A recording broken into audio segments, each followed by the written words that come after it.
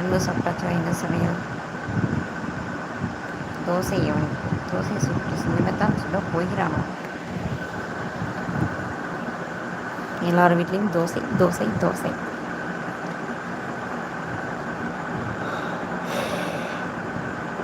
அம்மா அம்மா உன்னை அப்பா அன்புடனே ஆதரிக்கும் தெய்வம்.